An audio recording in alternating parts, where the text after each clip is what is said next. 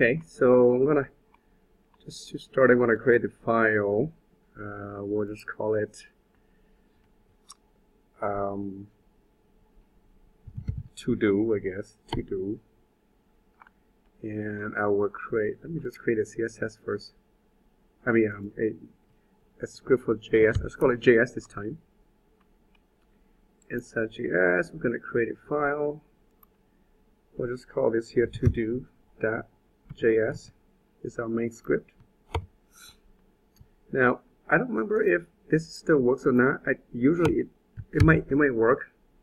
So let's see if it does. So usually in here you can just drag it like Visual Studio. See if it does. No, it didn't do it.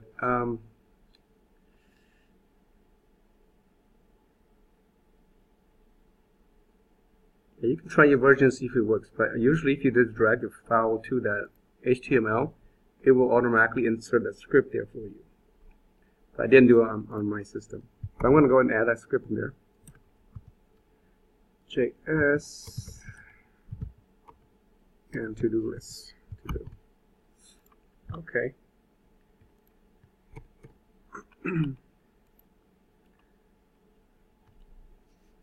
And so again, how you tackle a problem is you got to know what you want first and what you need to do, right? So if you want to do something similar to the homework assignment, I'm not sure if you looked at it yet. If you haven't, I'm going to show you really quick what it looks like.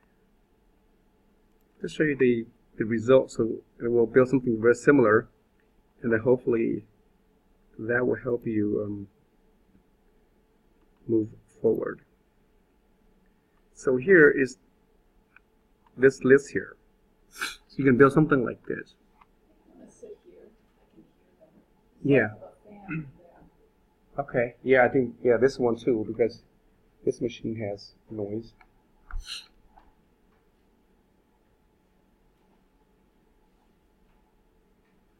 Okay, so something similar to this one here is you have a input section where so there's just the input tag, and then I have a button to add that content, whatever it is, to another location here. And then once you keep adding that to the list, this list will grow dynamically. So as you can see, this is just a an ordered list, right? And then inside the list, you have in each of these elements here, you have another event that is it's like another checkbox. If you click on the checkbox here, it's going to move that item eggs to the purchased items down here.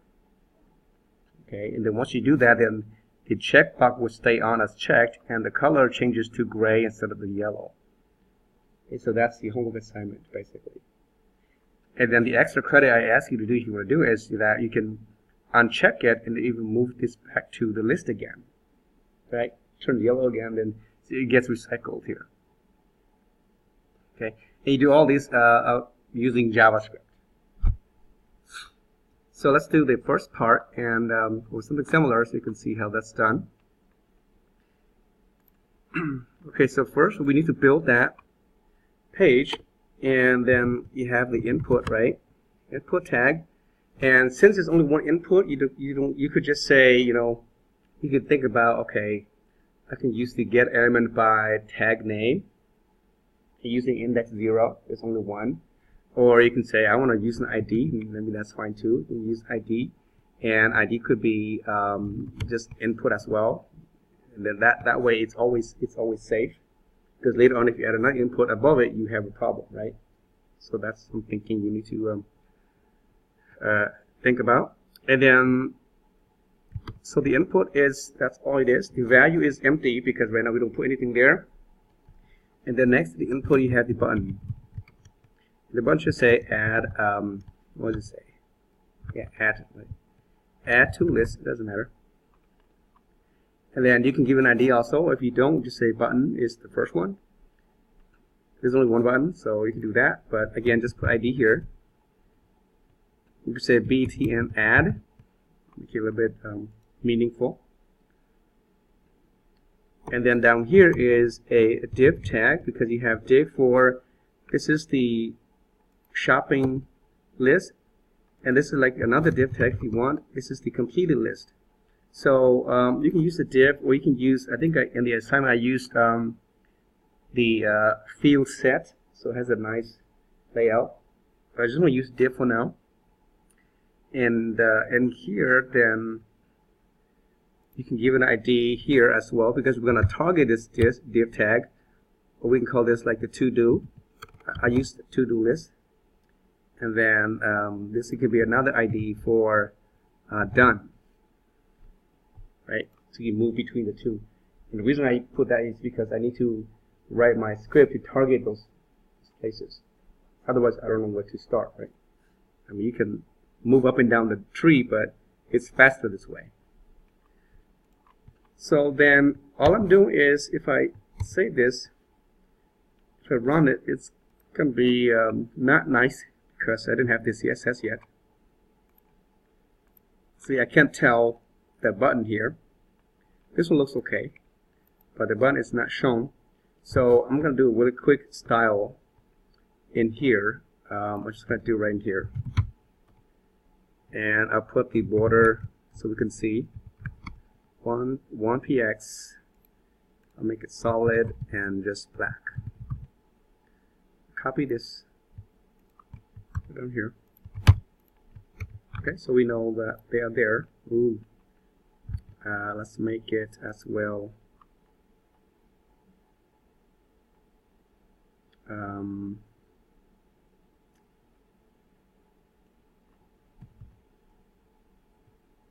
Height. It's 100 pixels high. Tall.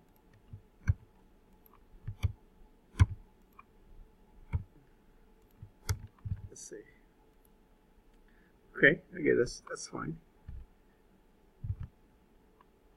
I should have put well, let's do this.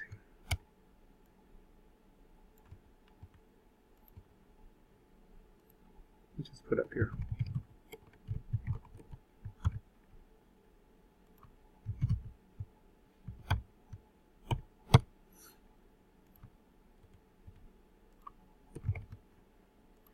Put it margin 5 pixels.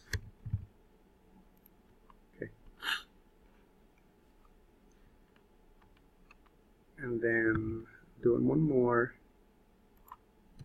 Body, put text alignment. Just center everything.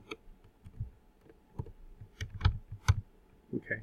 So add something here. It's going to add that item to this list here. Right? Okay.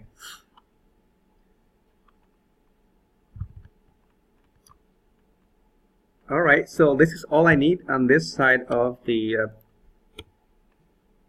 page here. I just need the placeholder, but that's all I need. And you do that because I'm going to add inside here an order list here and also down here as well. But we'll just do the first part here first, and then we'll do that in the script. So I have my ID to target the input. I need to point to that input tag to grab the value from there and store that into a variable, right? And then the value is going to be added to the to-do list down here inside my order list.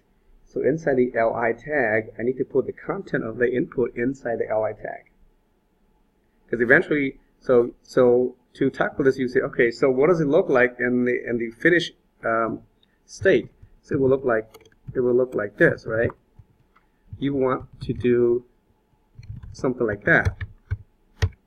This is what I want when I click something. It adds it here where I put a center button. But that's okay. So that's what I want. It automatically generates that inside here.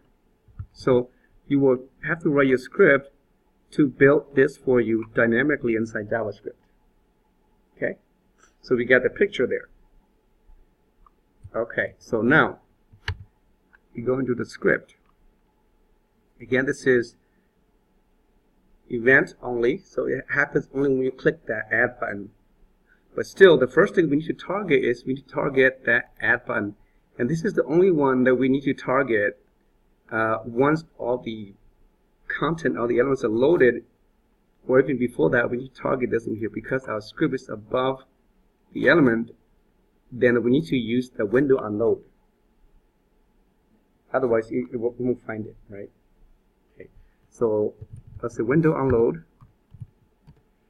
and equals, and the anonymous function. You learn a JavaScript in JavaScript version called ES6, and then later on you see that there's a lot of ways to write function. This is one way to write an anonymous function.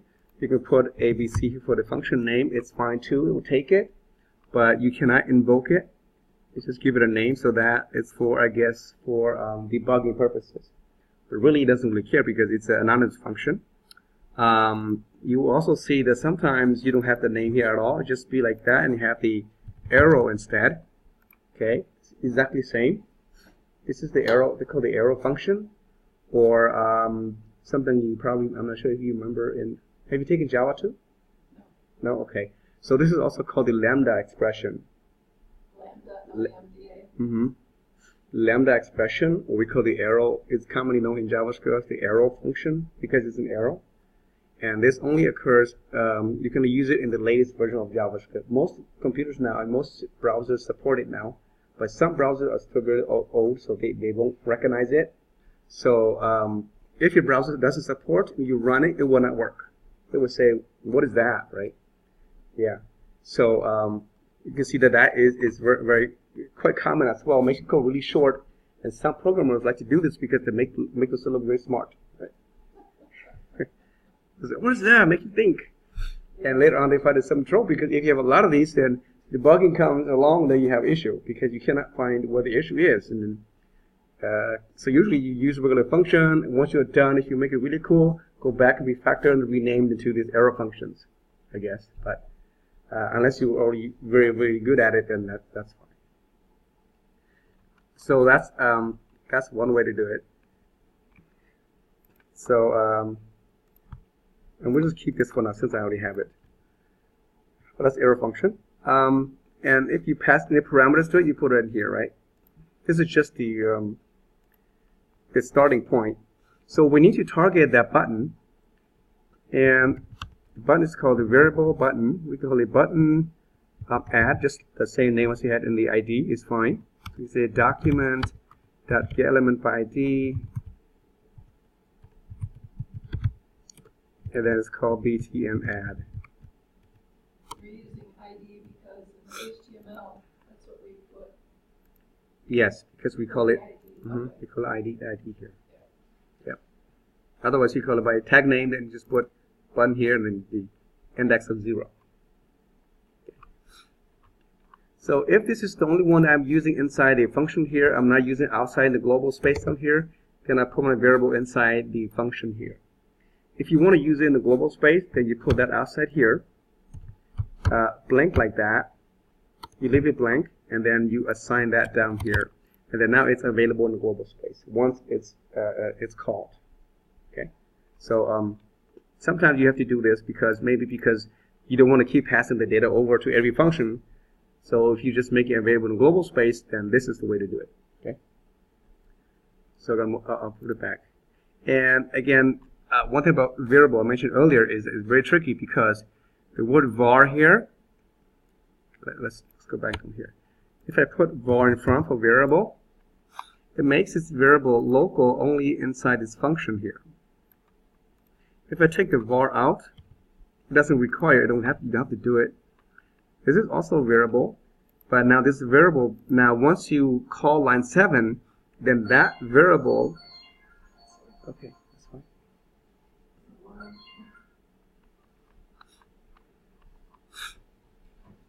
So if you don't put the var in front like that, it doesn't matter where you put your code. As soon as that line 7 gets executed, then that variable btn add is hoisted to the global space. It's now becoming a global variable. Okay? And if you put var in front of it, it's local. Yeah, if you put var in front of it, it's going to try to hoist it out too, but if there is a function, then it stops there. So the function stops it from leaking out into the global space. So the var does that. However, if you put inside here, so that's yeah. So the var will force your variable to be contained within that function. And without the var, it's going to move to the global space. Once you call that function, once it gets activated or gets created. And then there's another one in the latest version called let. Okay, if you use let instead of var, like that, instead of say var, called let. That is also another one, and you create that as a local variable. It's local only to that block of code. Because in JavaScript, just like in PHP and in Java, I could do this. It's just a local block of code, right? So if you do that, it's only existed only within the block lines 8 and 9 and 10. That's it. Outside of that, it doesn't get leaked out that way. So after that, if I try to call that down here, for example, if I say, if I try to access btn add, you see that it's hit on click. If I just do something like this, if you mouse over it, you say it's unresolved variable because it's only contained within here. However, if I change this to var, now it's okay. Okay, var, you would think that, hey, this is a block of code. Why var is also leaked out? Well, because this is not a function. It's just a block of code. So when you use var, it doesn't matter where inside here. If it's not a function, then it's going to hoist this variable out to the global space, and it's available after that as well within this function. Right, the global space within the function. Yeah. The global space within the global space, I guess. Yeah. The local global space. Yeah, I guess how we want to call it. Yeah. But it's within that function, the immediate function, I should say. Okay, so that's the difference between the let, the var, and the without all those attributes. Now this becomes very important later on when you do loops. Like when you do loop like this, if you remember the for loop. You can do loops in Java too? You cannot. You can? Yeah, you can. Oh, okay. Yeah, yes, absolutely. It looks very just like PHP in Java. So the for loop, for example, you can say var I equals 0, right? You remember this one? I less than 10, I plus plus. Okay. This one versus this one, let j and j. Okay. Okay, so here if I try to access I, if I say var n equals I, I put var m equals j, right? You see that I, it's kind of hard to see, exists. It's a different color. Yeah, because it's the same color. That means it's accessible outside of this for loop, but j is not. Because I'm using let. Again, if you use let, it only exists only inside this block of code. The var leaks out. So that means if you use this way, then the I exists, still persists. I mean, it uses memory. If it's in a global space, then you have a lot of for loop, you have a lot of variables, it consumes a lot of RAM because they leak out. So in this case, you have to kind of choose between the var and the let, depending on whether you want to use this I later on or not. If you don't, then use the let. Otherwise, use the var. Okay. So those become very, very important later on. We write like a lot of code. But that's the nature of JavaScript.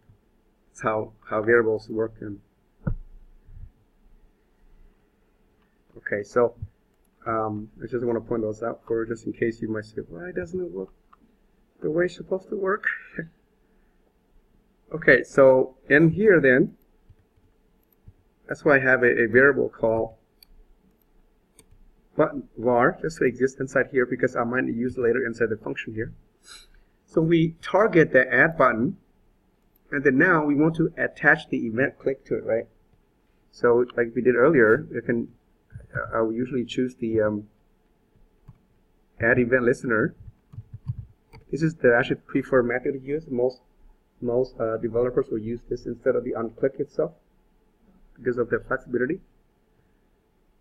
And then here will be the click event, and the function we don't know yet, so we could put a fake one for now. We'll just say, I guess, add to item or add to do list, something like that, and then false. Okay, and then we can create this function down here. Let's say function add to do list. And we'll add that element down here. So this whole part is just basically to trigger that add button. The bulk of the work is in here.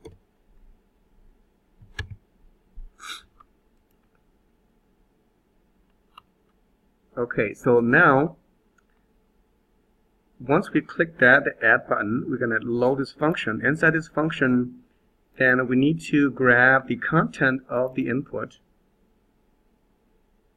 and then assign that to another variable. So then once I invoke this, I can go ahead and add another variable. This time I'm going to target the input tag, so you can again just try to use variables. You can use input if you want. It's going to be the document that get element ID. We call it input, right?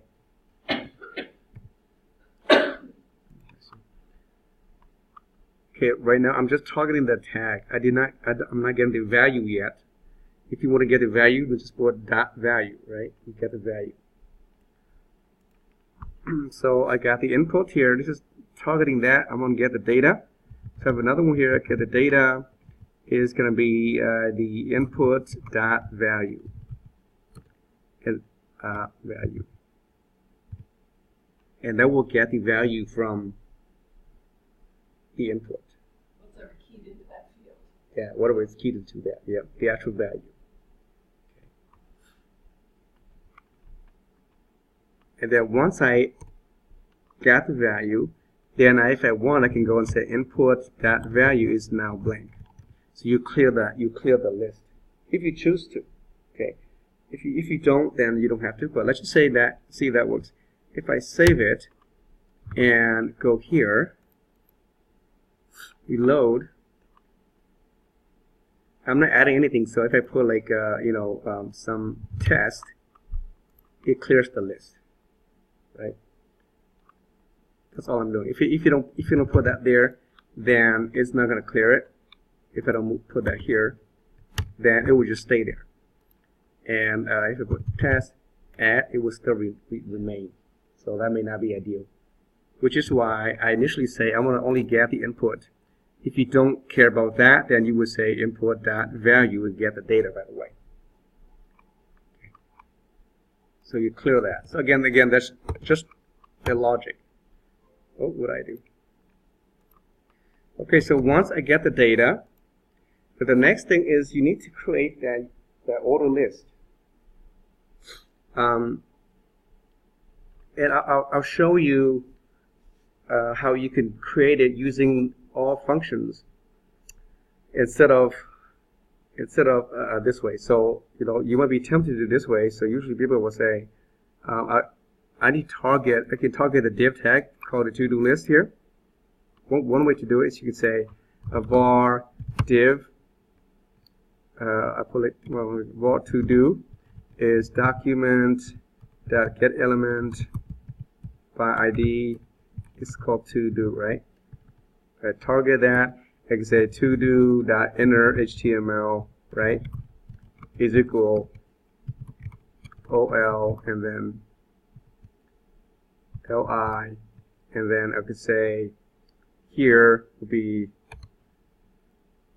concatenate that with the data.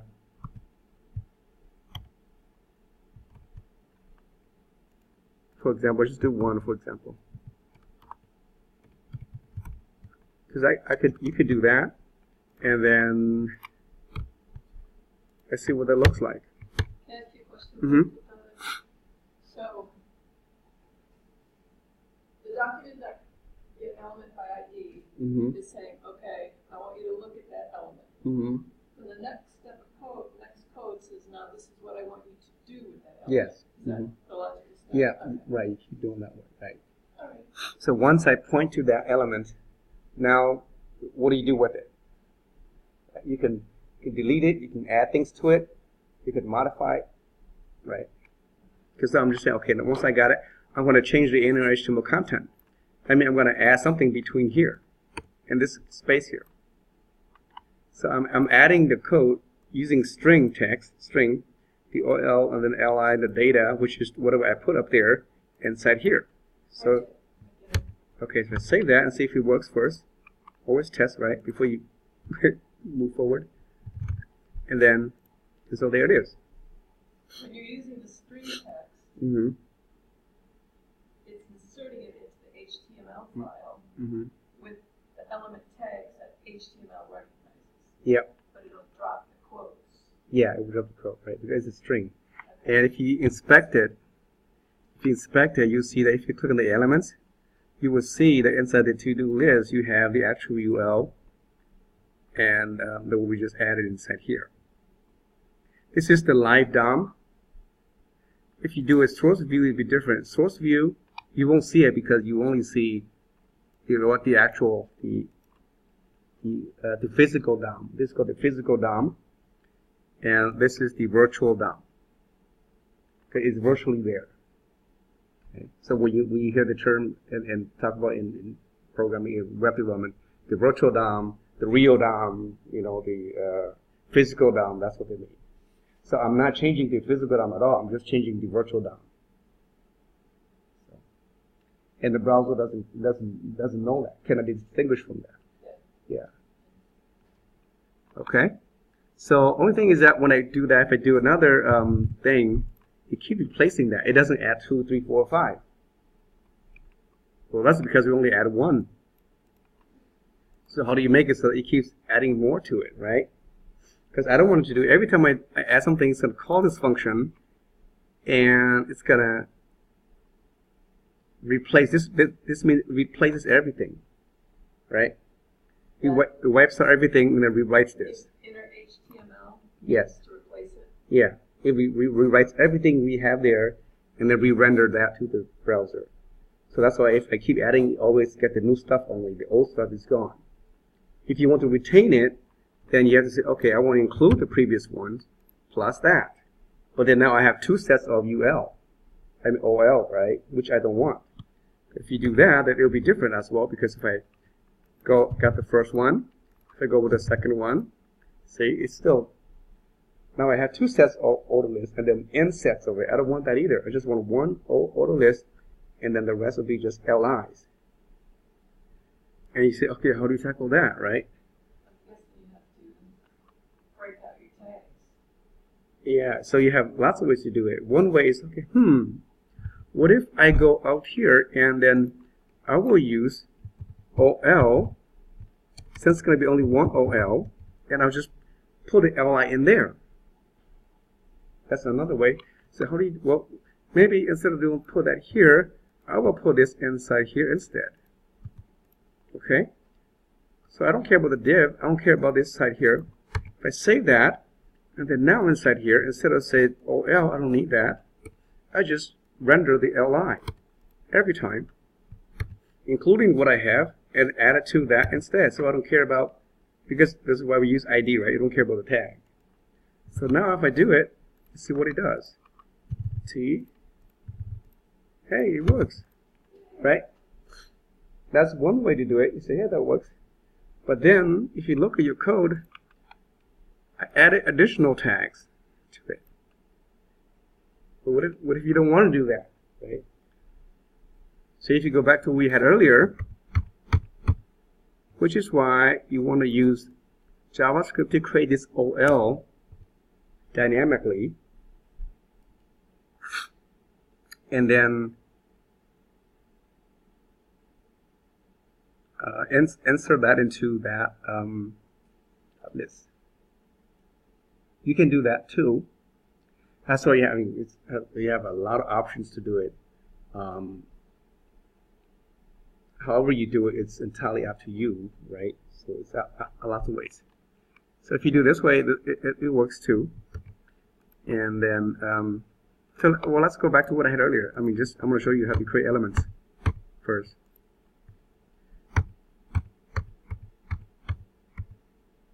Oh no, what did I do? Control Z. Oh, I just want to go ahead of what I had earlier. Since we're already here. Okay. So we had that, and it should still work. Okay. So in the script here, so notice I add the li and then the data close to li tag, and I use the inner HTML, and I keep adding that with the plus equal means I keep whatever I have earlier and then regenerate itself. So I basically copy everything I have and then we do that every time. And that's not efficient because as the list goes really long, that data gets bigger and bigger, and my memory keeps increasing. Okay? No, we don't. You want to do that. What we want to do is you want to say, in my current list, I have 2 items. Whatever I add next should just append to that end of the list. Right? So don't mess with the current list. Just add additional one to it. So that means you don't have to recopy the whole thing and then redisplay everything just because you have one additional addition to it. So I'll keep whatever I have and I append it to the end. And so in JavaScript and DOM, there's a function called append child. Okay? So this is the way that probably the book will tell you how to do it, because we're not there yet. But this is the actual method that you should do. Is you do this. You create the element called the li element. So I would say var li equals, and then you have a document that there's a create element function here. Okay, what am I going to create? I'm going to create the element called li. What this one does is it will actually generate this for you automatically in memory.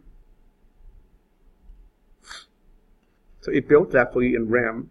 In memory, it's like it's just floating in space until you insert it to the DOM tree, okay, to the virtual DOM.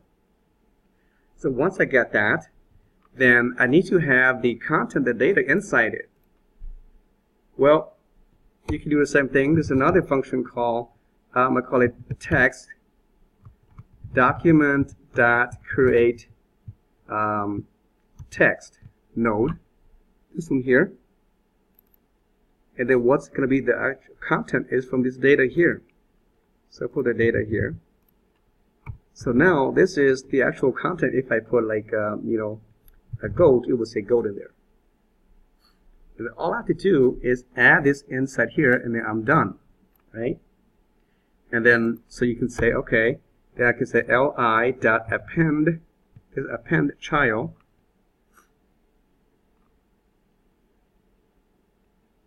Let's see, append child. Yeah, append child. Let's try that. And the child inside here is going to be the text. So to make it actually, I'm going to change this to say text node. It makes more sense because this is actually a node. What do you call it? Text? It doesn't matter. So I'm basically appending this content, whatever it is, this text, inside the li. So now at this point, the li should look, hopefully, should look like this with the word goat in it. It looks like that now at that point. And then the last thing is I need to put that inside that OL. And the OL is we attach that to the ID called to do. So this is actually the OL. Right? So if you want to call that OL like that, it makes sense to do that way. And then I can say, okay, I do the same thing. I can say OL dot append child, append the li to it. So now it looks like, so I added this to that OL now. It's going to add that goat to the OL, and then OL is already like that. So I think that's it. The next time if I add another one, it's going to call the same thing. It's going to, let's see, well, yeah, we target that OL again because we would not do anything to it. I'm going to create another new list item list. I get the data, put the data in there, and then attach it to the current list. So it keeps growing. Because the append child always grows, it will always add to the end of the list. Every time this function runs, Mm-hmm. it's going to go back to the top and read top to bottom. Mm-hmm. Yeah. That's, Wait, no. No, it does not go. When you say top to bottom, are you talking about the? so you're, well, maybe I'm getting ahead of myself. I'll wait with my question. Okay. Because no, right. So I guess if you're asking, is the page does not reload? It doesn't. It only loads it once. Right? You load only one time. Another, you're not going to refresh it. If you refresh it, all the data is gone. You put something in the input box, Mm-hmm. and you hit The add. Mm-hmm. If I hit the add. and it goes back to the add to list. Every time you hit that, Mm-hmm. every time you hit that button, it's going to run the function add to list. Yeah, it only runs the function. It does not load the page. Right. It just runs that function from top to bottom. Yeah. And because you're telling it to append each of those tags, like Mm. the LI and the OL, Mm-hmm. Keep building the list it'll just keep going. inside that location only. And what if you didn't have the append? It would just overwrite it? If you don't have a pen, it doesn't go anywhere.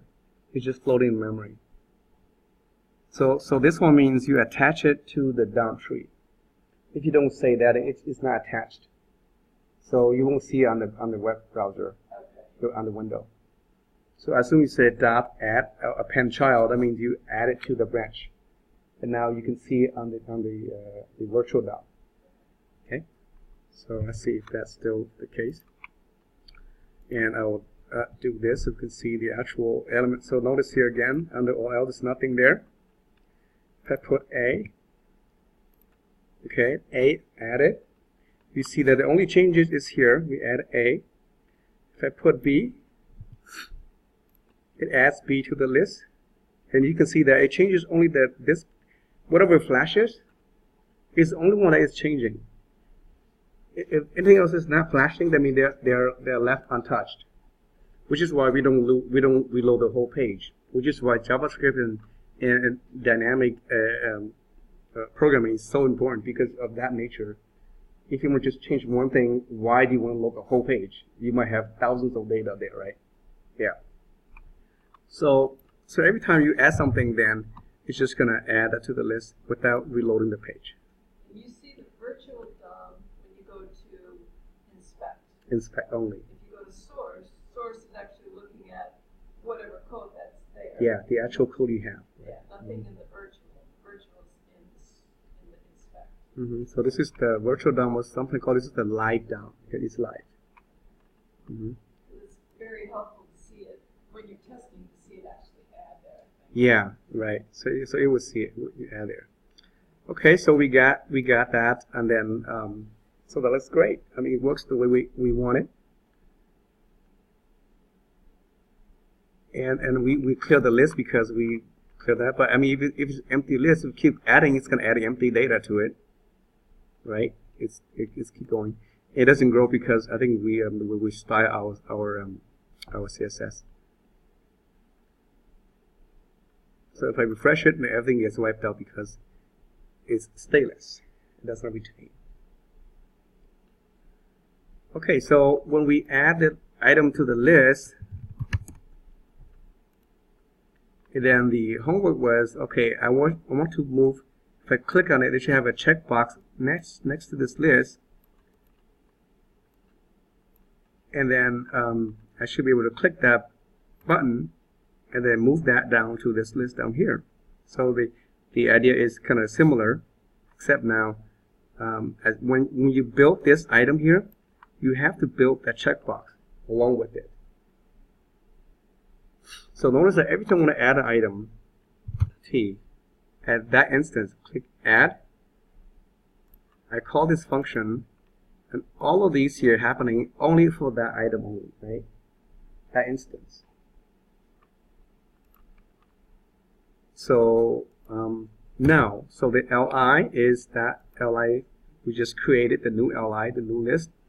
We add the data, we append that to the li, add it to the tree, and then now we also want to add a checkbox to that li. So in other words, inside here, you want to add something like, if I were to put that in here, I'm just going to do this for now.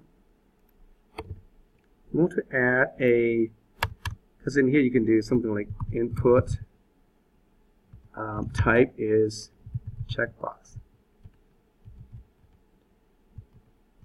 Something like that, right? To create a checkbox. And so what you need to do is then you can add this, you can append this. This is an element. This is one node. This is a separate node. You can add it to the li child as a child, another child.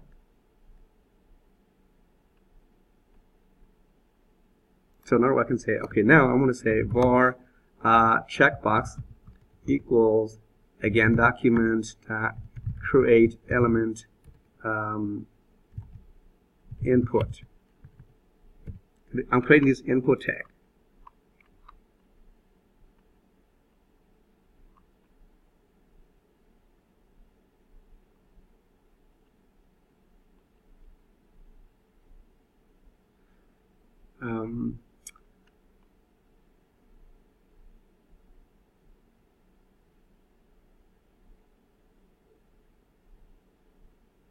Okay, we'll test it first. Once I get that, then I'm going to append this checkbox to the li,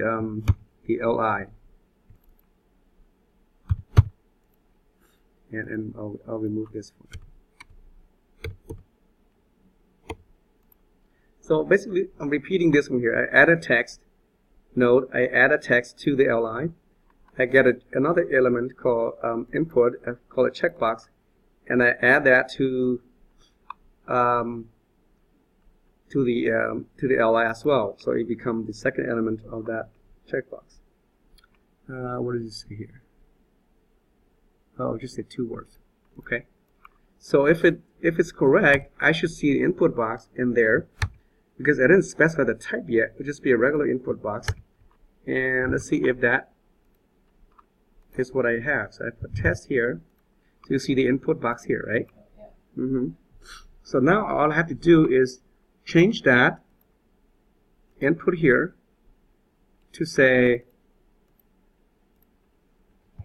type equals checkbox. I want it to look like that. And then click on it, and then when I click on it, it moves to the bottom. So to get this type, this is an attribute, right? Same thing as this is an attribute. So in JavaScript, you can add attribute to your checkbox by just saying there's another function called add attribute. Add attribute. I think, let me see.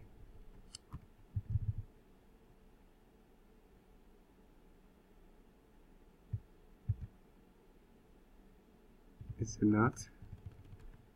Let's see.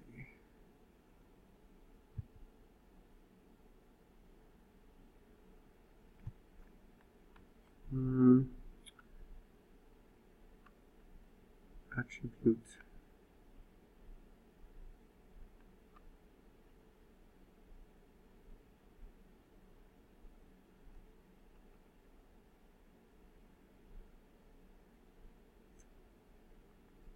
add was, I can't remember, it is add or set, maybe set attribute, sorry. Set attribute, maybe? Yeah. So set attribute, that means I can set attribute, so it tells you the string, which the name of the attribute, and then the value. So the name is going to be the type, and I want the value to say checkbox. So you're adding attribute dynamically using JavaScript. I can add style, I can add CSS, I can add src equal to something, we add an image tag, right? And then you can also remove too. You said set, you can also get, you say remove attribute, you can delete that as well. So now if I save that and go back and see what happens, if I type in T, and there's the checkbox. Okay. So the next thing is, what do you do? Okay. Well, I want this checkbox to be a click event. So, okay, how do you do that? Right? So click event, just like we did. I added a event listener to an element. The same thing. So what's my element here? My element is the checkbox. So you can say, okay, I can go and add elements. So it's the checkbox, add event listener. It's going to be a click event, and then it's going to call move to done. Should be another function. Yeah, another function. And then, so down here, another function called move to done. And then a chain of events goes. So it's got to clear it from the top and insert it into the other div. So when I'm going to move it to the one down here. So if you do the same as you did earlier, you could go here and then add this one down here. So, you know, this is probably easier. And move that to like done. And I'll append that to this list instead of the other one. But what happens though is that you don't want to, because how do you know which one is it? How do you know which one to move? Okay, so remember again, I mentioned earlier that when I create this element, when I call the function, all of these here occurs, that instance applies only to that object, that tag. So every tag that you create, you add a type, you add a special event listener to it called click. So this will track the original or whatever that is, and it knows it. Because each one is unique. So when you click on that second item, it's going to only invoke that second item, because when I create that second item, it adds to it.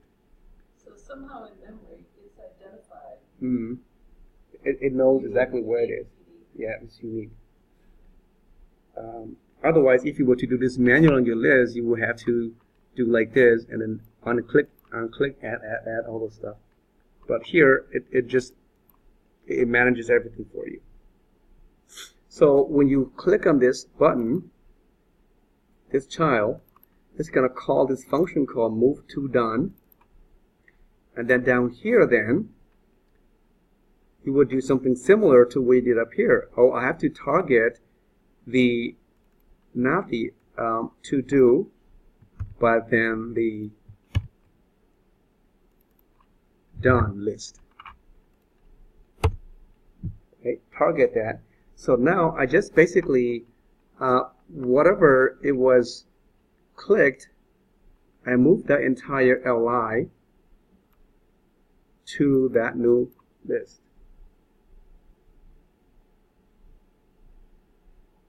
And this get a little bit tricky, but Just by that one line of code?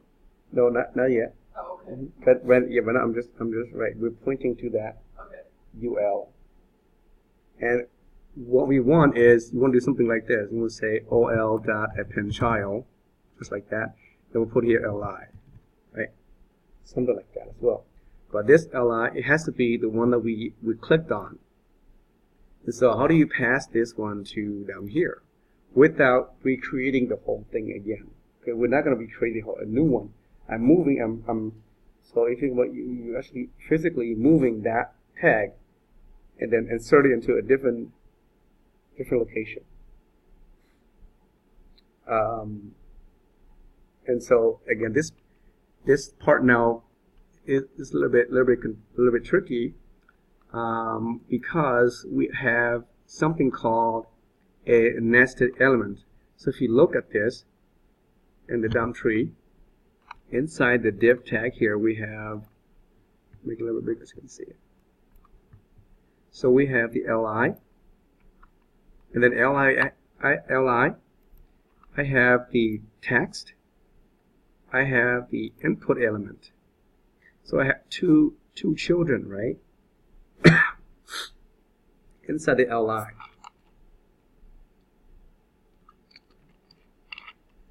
So when I click on the checkbox, I'm actually clicking the input tag here because it applies to that. And the input tag, I called it checkbox, right? We call it checkbox. Oh, yeah. Mm-hmm. Yeah. And here I apply the click event to that checkbox, not to the li. Okay, that's really important there. So that means this li does not have an event, but the checkbox does. So because this li is an object, so in here I'm just going to show you how this works, and we'll fix it. If I say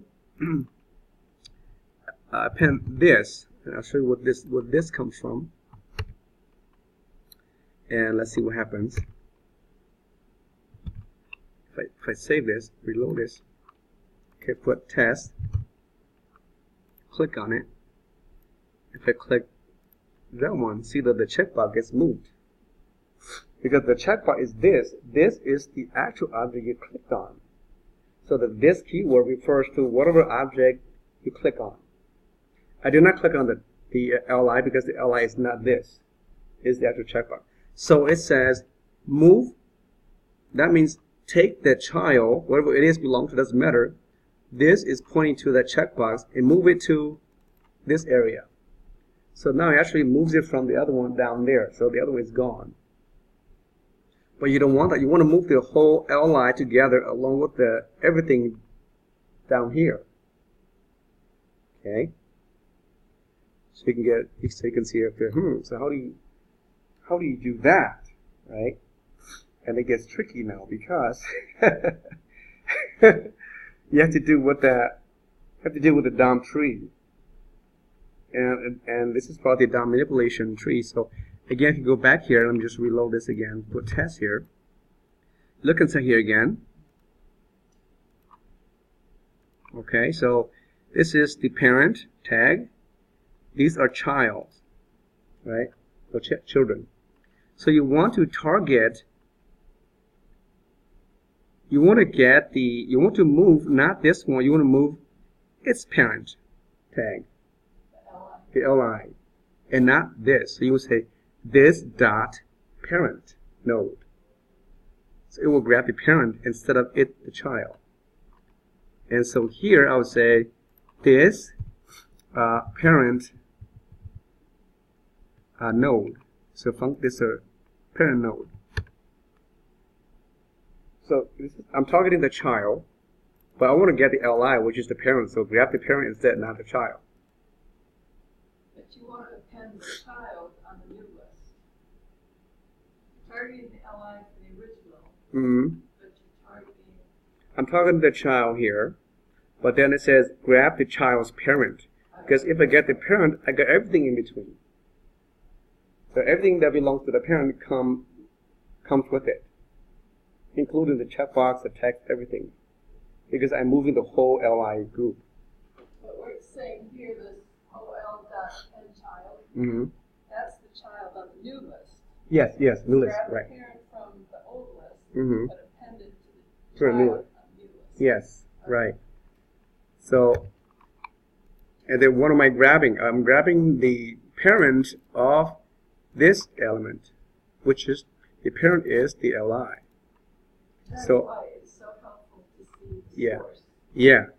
Yeah. So now if I save it, and if I do this again, oops, you see that it moves the entire li down. Can you refresh it and do that one more time? Yeah. Okay. So here's the. Add a second one before you move it. Okay. I can move either one. So move the first one. I'm just curious to see if it renumbers it. Oh, up here? Yeah. Oh, yeah, it will. Yeah. Mm-hmm. Well, that's pretty slick. Yeah, and then now I can move the dog down too, and then now it becomes empty.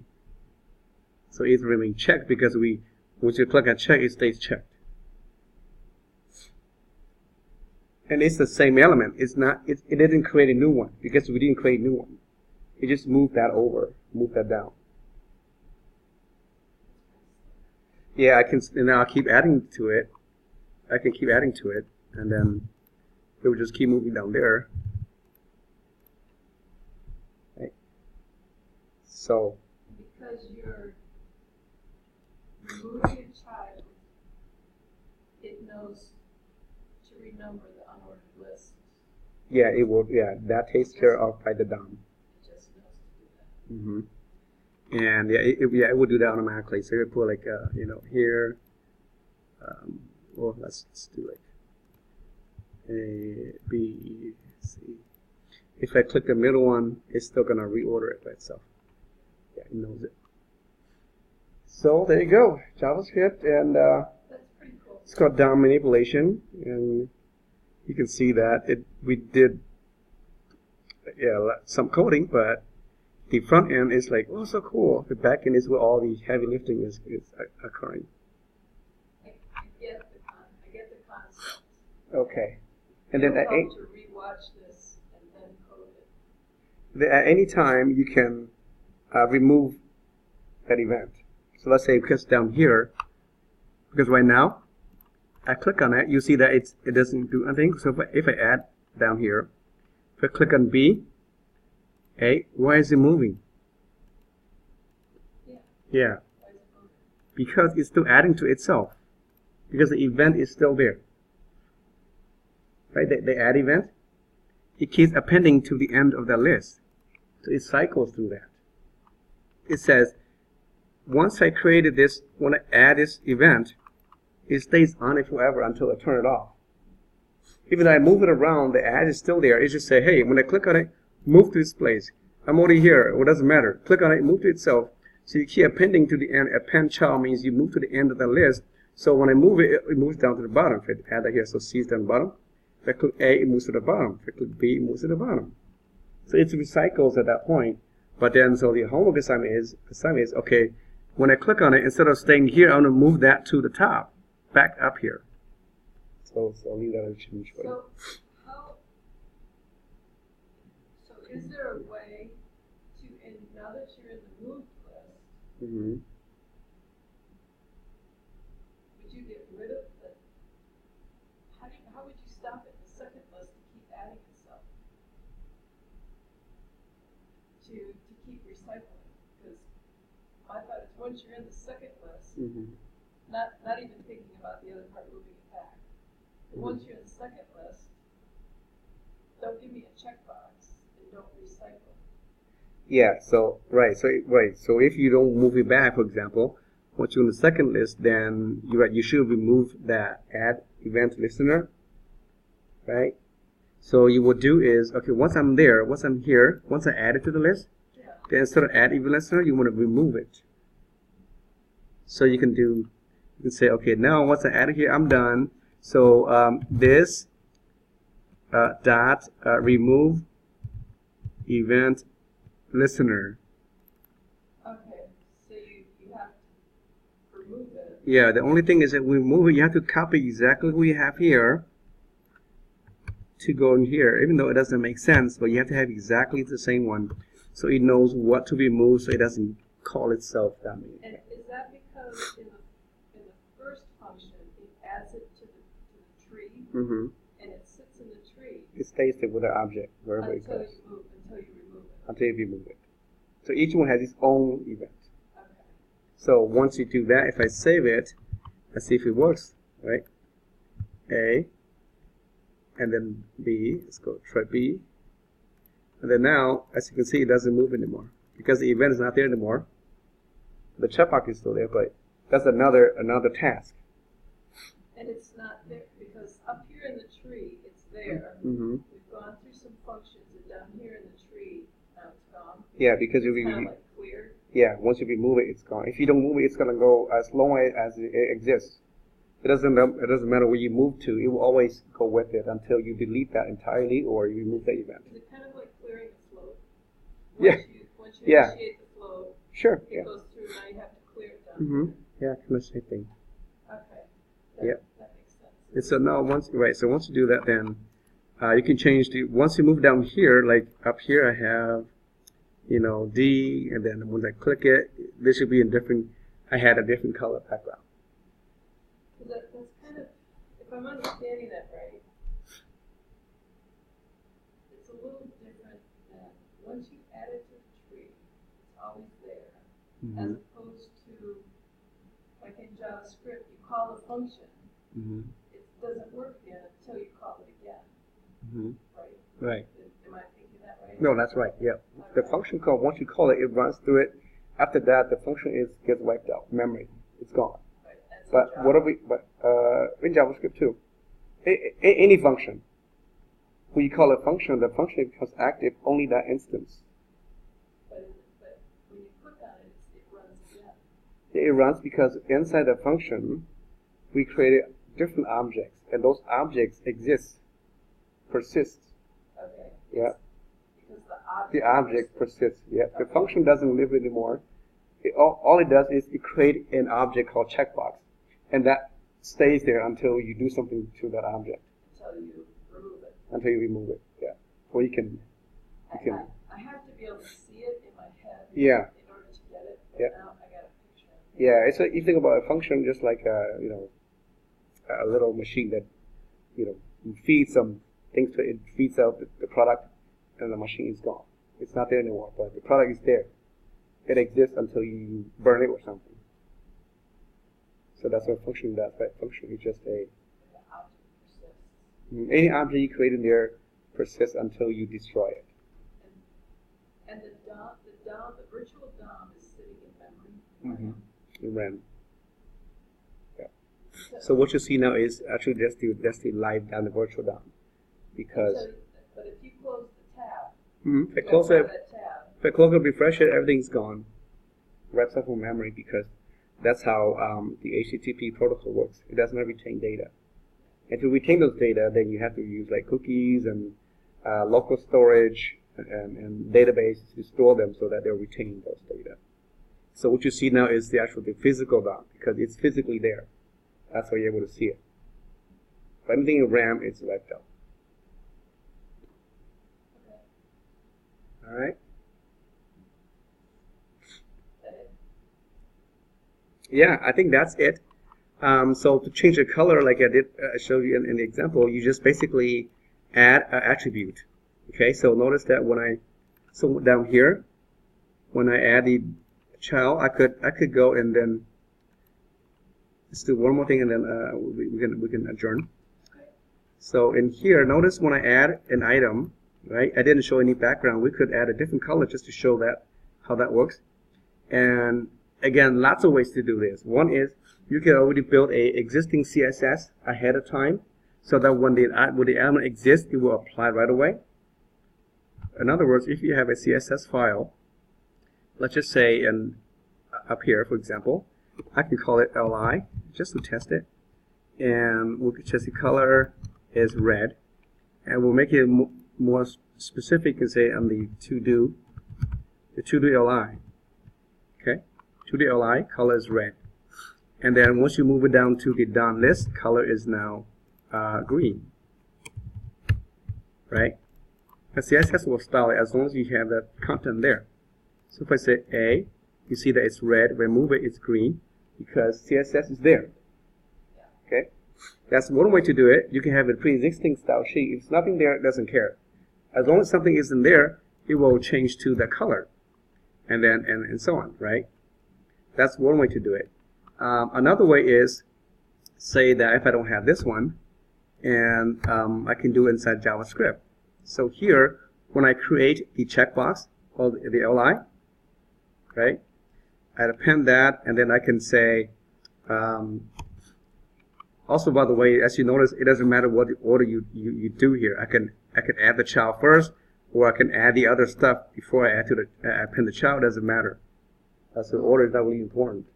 As long as you create that first. You have to create that first.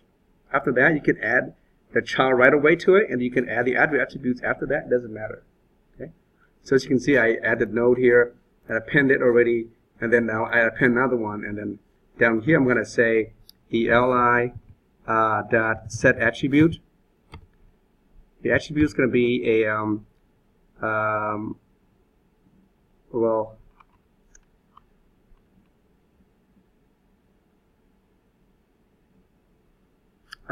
let's see,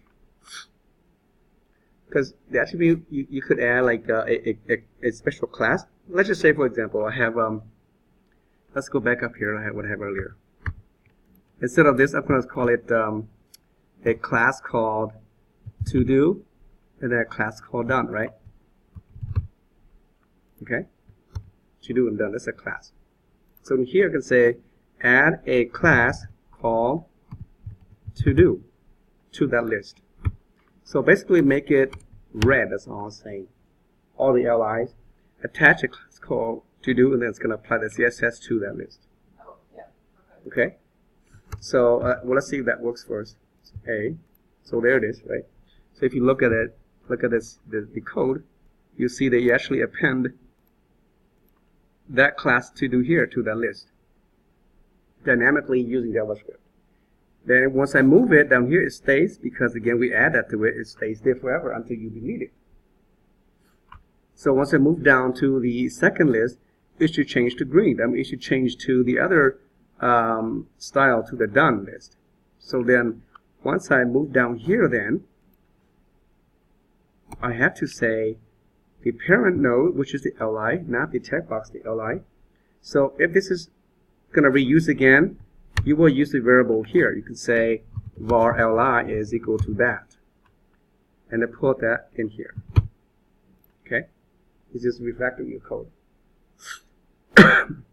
So I can say the same thing. Here I set the attribute. Now I want to add the class done. But at the same time, you want to remove the to do. So there's another function here called. But yeah, that's fine. So losing my voice.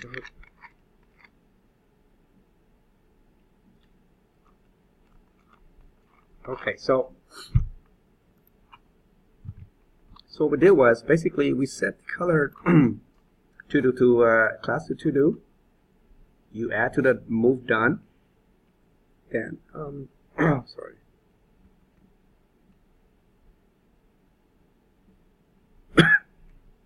It's very itchy right now. I would say it's about time to stop, because the thing we're almost done. Your voice has been working quite hard for. Almost done. This is what we showed. This last part that we're done. So once you move it, we set it to a different class, and I think if that works fine, you should change to green. So A, and then the green. Okay. And if you look at the code, it actually renamed the class. So I put like T here. So originally it's called to do. Once you move it down, replace it to done. Okay. It did not retain the to do because of this function called set. Set means it wipes out all the classes and then resets it to a new one. If you want to keep both classes, then you want to use a different function. I think it's called like attr or just attribute or something, or set class, I think.